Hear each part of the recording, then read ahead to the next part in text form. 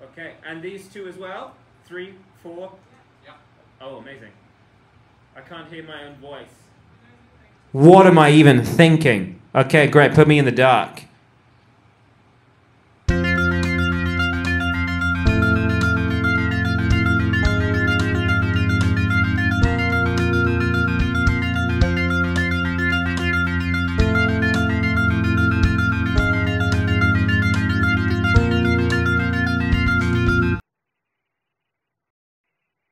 Hello, I'm Scott Manley Hadley.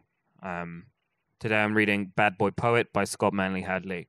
It was published by Open Pen in 2018 and was highly commended in the Forward Prizes for Poetry 2019. Dedicated to Pierce Brosnan, 00 Heaven. Poetry is a lot like sex with a long-term partner you're not in love with anymore. Even when it's good, it's still kind of boring. I took a break when the breakup was imminent, and me and my dad went to Amsterdam. His health is not great, and when he's tired or stressed, he struggles to walk. He stood there on the pavement, eyes wide, legs not moving, stuck. Groups of youths would pass him and shout and jeer and try to high-five him because to them, he looked totally fucking stoned. He didn't understand what was happening, and this made him more tense, which made it harder to move. I was away from a life I did not want, watching a death I did not want. The first day I could move after the breakup, I emailed Pierce Brosnan's agent asking if he, Pierce, not the agent, would let me interview him for a podcast. Pierce, the reply said, is too busy.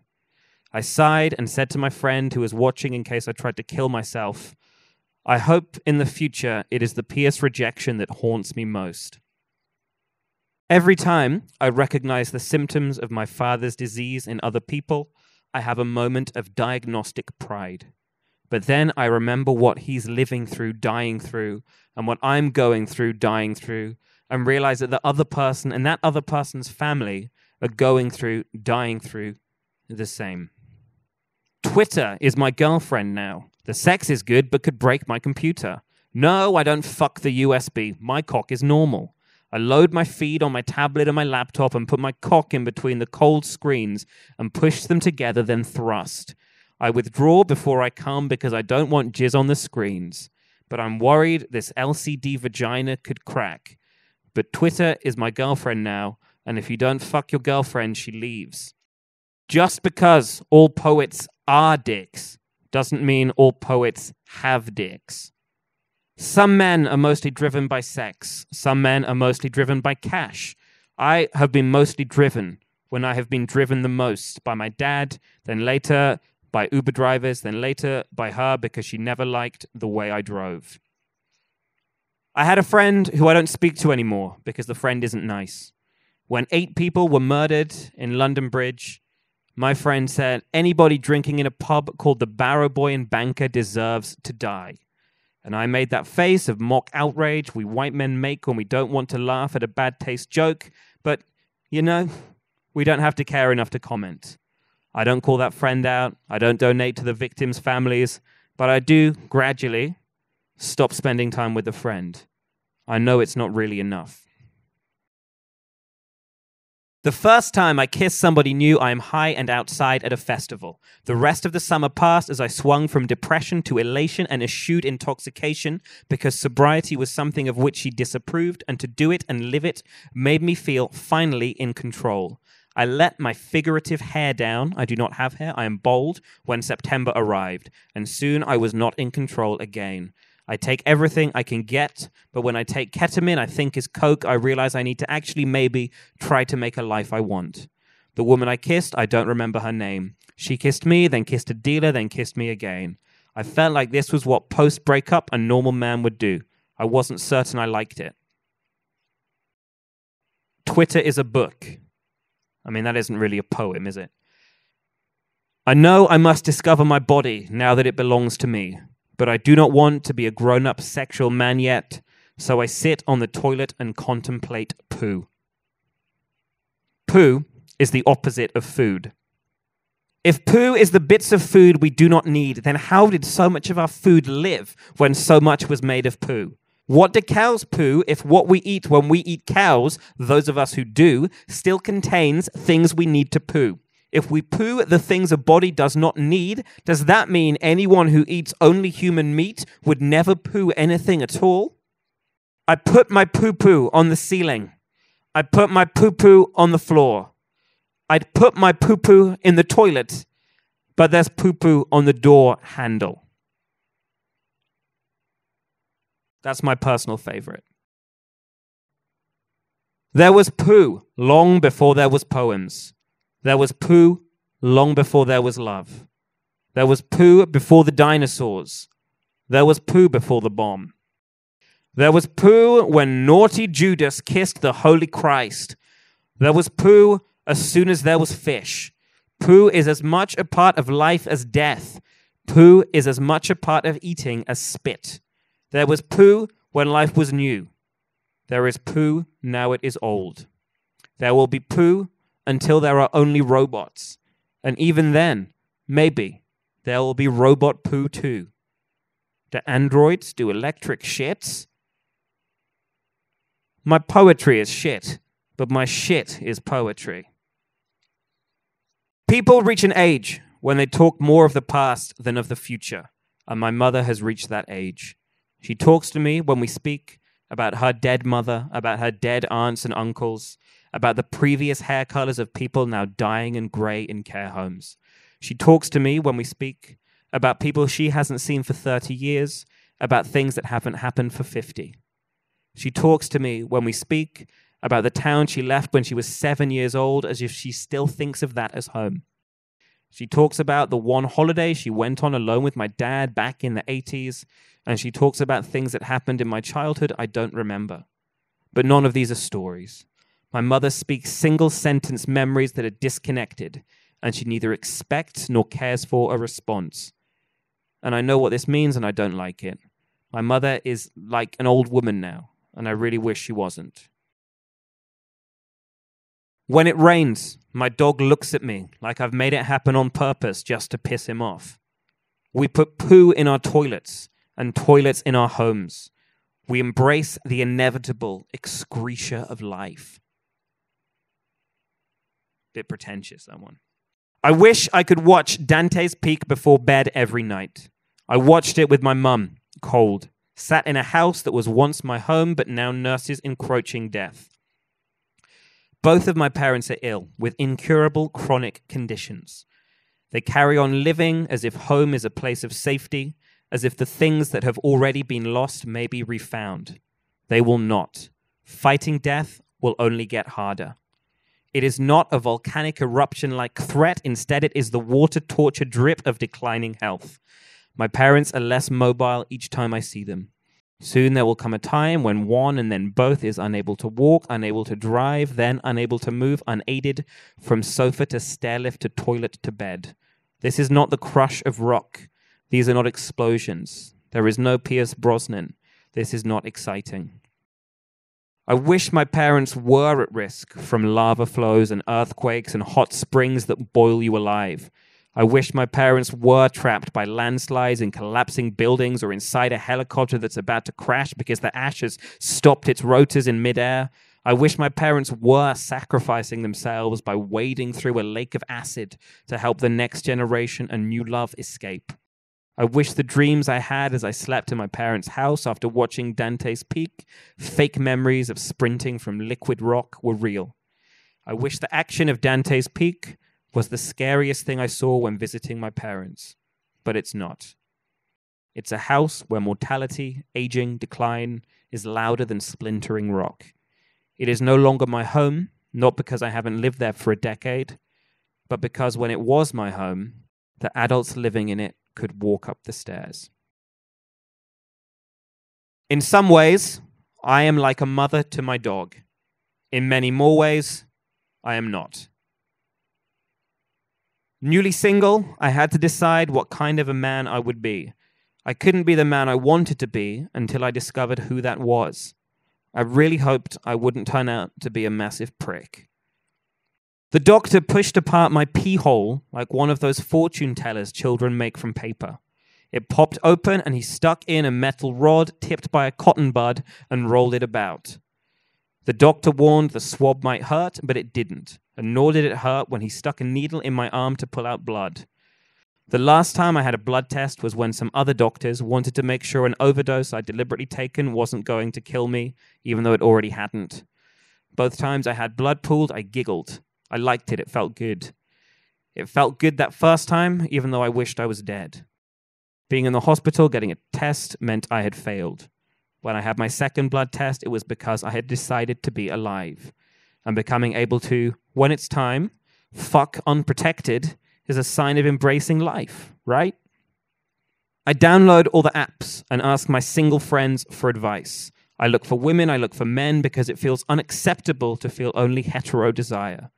I do not stop flirting with men until I invite one over to suck me off and he arrives and grabs my cock through my trousers and I feel nothing at all. You'd never describe me as thick except in the lewdest of conversations. Yes, there are already too many mediocre male poets writing bad, self-important verse about their dicks. But none of them have my face, my name, or my beautiful cock. A good shit is better than a bad shag. Yes, I am a bit of a dickhead, but so are most of the other men here, and some of them are a lot fucking worse than me. Girl, if we go back to yours, I'll pay for the Uber. No, it is not a chat-up line. It is a poem. I play on dating apps, in between panic attacks, half asleep on friends' sofas. I tell strangers I like karaoke and my dog, but what I really like is being held. Real men write poems, even quicker than they fuck. I am a man and I will not disregard my principles in exchange for anything except money, attention, or sex. Let's paint the town red with the blowback from our eviscerated nostrils. Swipe right, swipe right, swipe right, swipe right, swipe right, swipe right every fucking time without looking at the screen. I don't want to objectify, so I give everyone a yes. I mostly match with people I don't want. Yes! There are already too many mediocre millennial poets writing bad romantic verse using the phrase swipe right. But for us, we cannot talk about love without talking about our phones. Some of these I've genuinely completely forgotten. It's like I'm reading a book someone else wrote. Did I mention the fucking drugs? Sertraline, Valium, propranolol, plus the usual recreational ones millennials take, and some chemsex drugs someone gave me at an after party. I spent the day alone after the after party, too high and hungover and horny to move or sleep. I wanked more times than I spoke to other humans and found out for certain there is no straight grinder. What a waste of chemsex drugs someone gave me for free at a party. Winter approaches with things still a mess. I finally get Valium from the doctors and I end a week that includes a family death, some bad financial luck, and other unpleasant things, lying on the pavement in the rain at 3 a.m., howling through tears, demanding an ambulance because I'm cold and scared and lonely. The paramedics think I need a hospital, and this scares me so much I charm my way back into the rain, using my education for the first time in years. I thought references to Pierce Brosnan in contemporary poetry only came once a year. I take a lover who vapes. I take a lover who shows me off, who only wants to touch me after she's introduced me to at least 2 friends. I take a lover who is interested in things I do not like. I was scared of sex before, and soon I'm not. I thought monogamous for a decade. I'd fuck sex up, but no, I don't. It's good. I had a lover who, when giving her head, I'd often find bits of dried toilet roll stuck to the hairs of her labia. I never said anything. Should I have said something? To be honest, the disregard she showed for her body, I found kind of hot. Yeah, these ones are very sexually explicit. There's sort of a pretty racy section that we're already in the middle of. I apologize.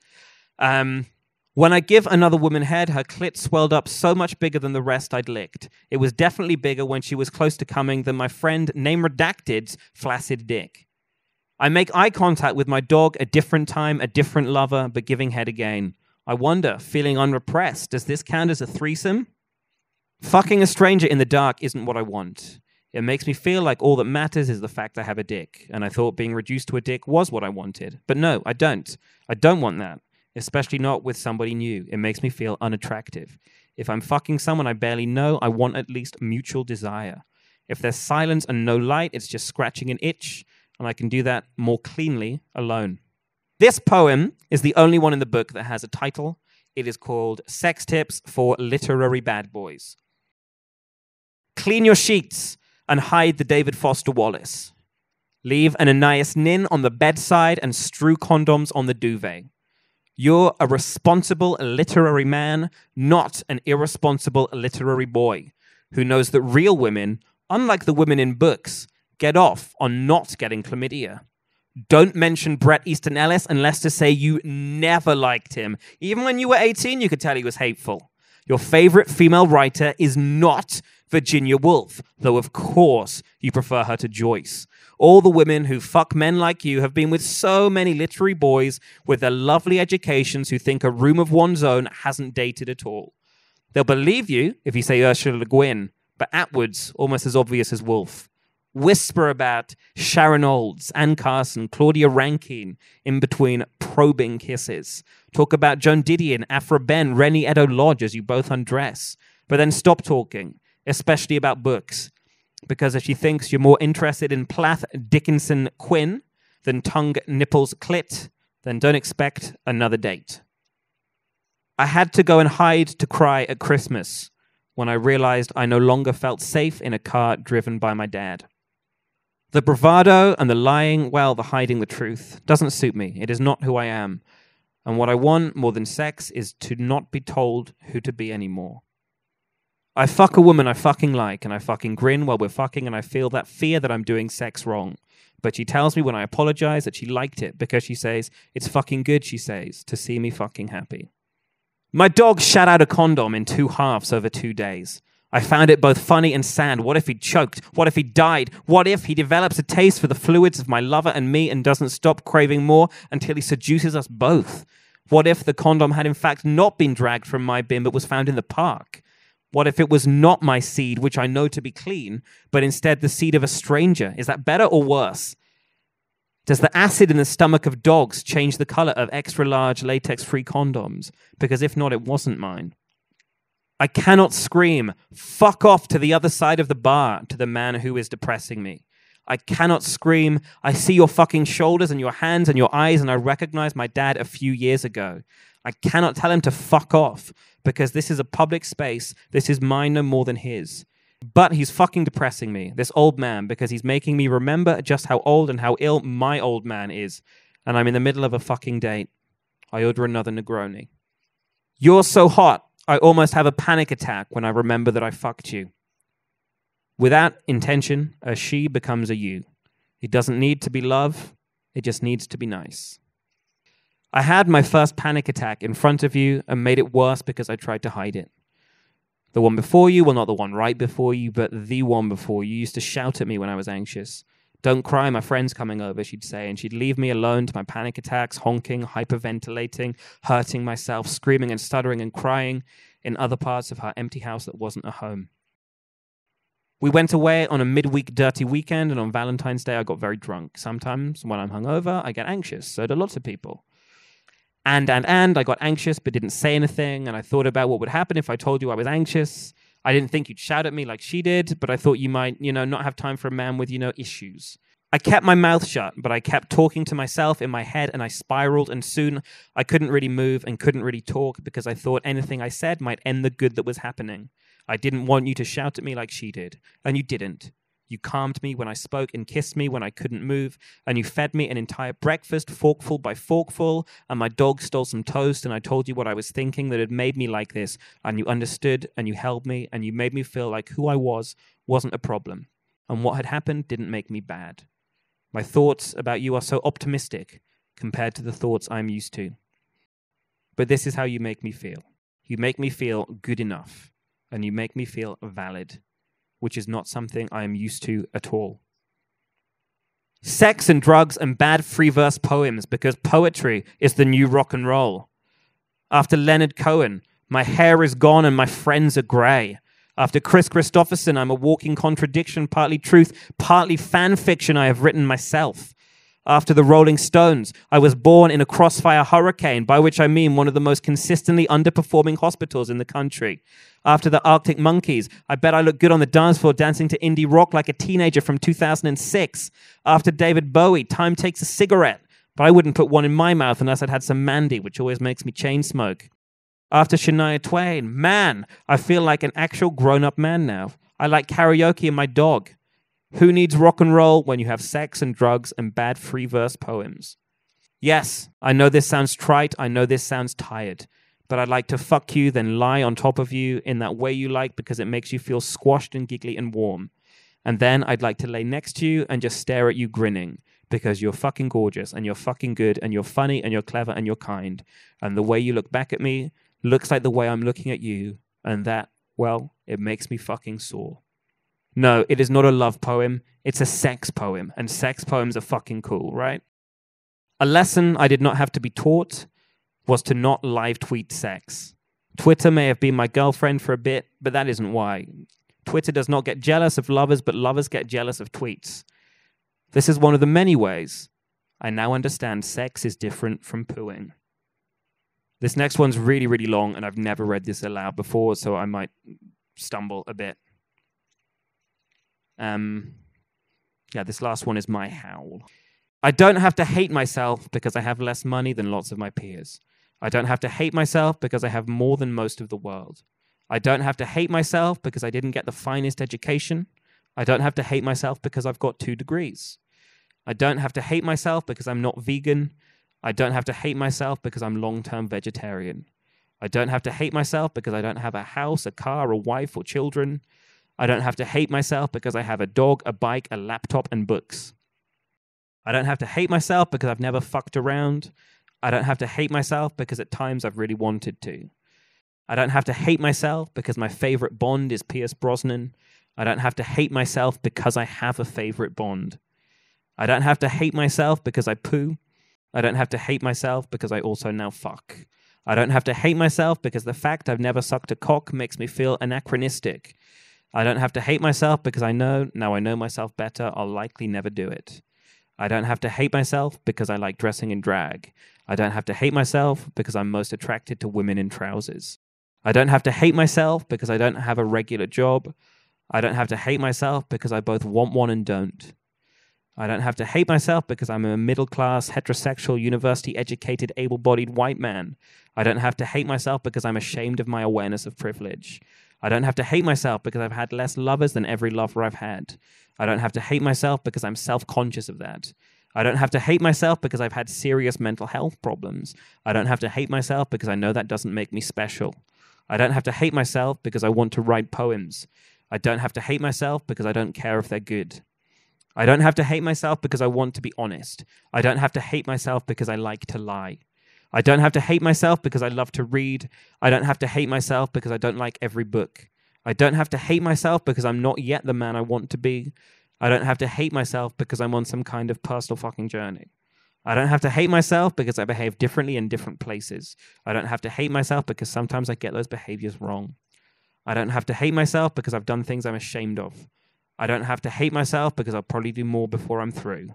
I don't have to hate myself because I haven't lived the life I've wanted. I don't have to hate myself because I'm trying to fix that for the rest. I don't have to hate myself because I've got friends who care about me and made sure I didn't sleep rough when I ended up without a home. Like 3 separate people said the exact words, "I will not let you end up on the streets," and this makes me want to cry every time I think about it because it reminds me that every single rough sleeper has got to the point in their life where there is no one who wants to and is able to help them, whose assistance they feel able to accept.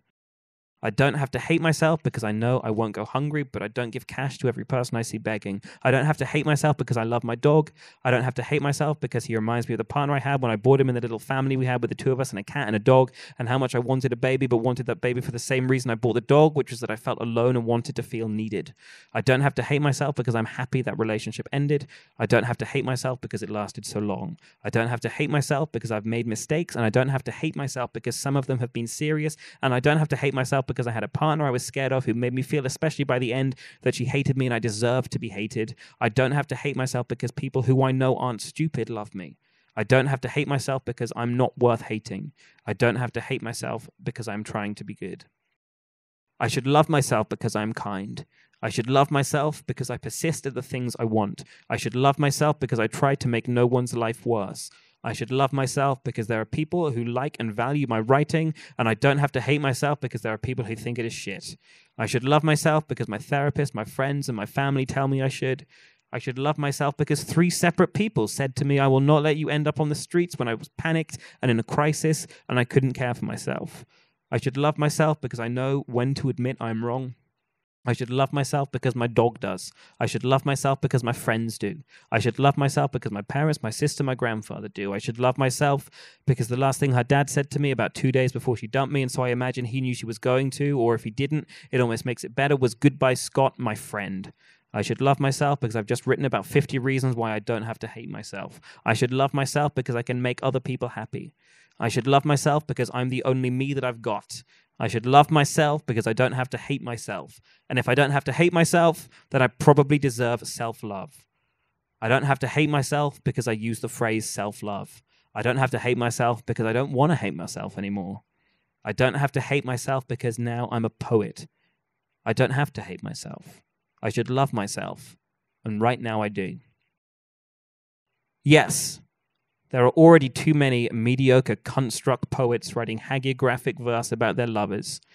But it turns out that poetry is a lot like sex. When it's done right, oh baby, it's good. There's like 10 O's in that good there. Don't hate the poetry player. Hate the poetry game. Written between autumn 2017 and spring 2018. Open Pen is primarily a publisher of a free short fiction magazine in London. They also produce small books. They do not accept poetry, which, you know, is kind of a statement that mine isn't really poems. Thank you very much. Bye. Bye.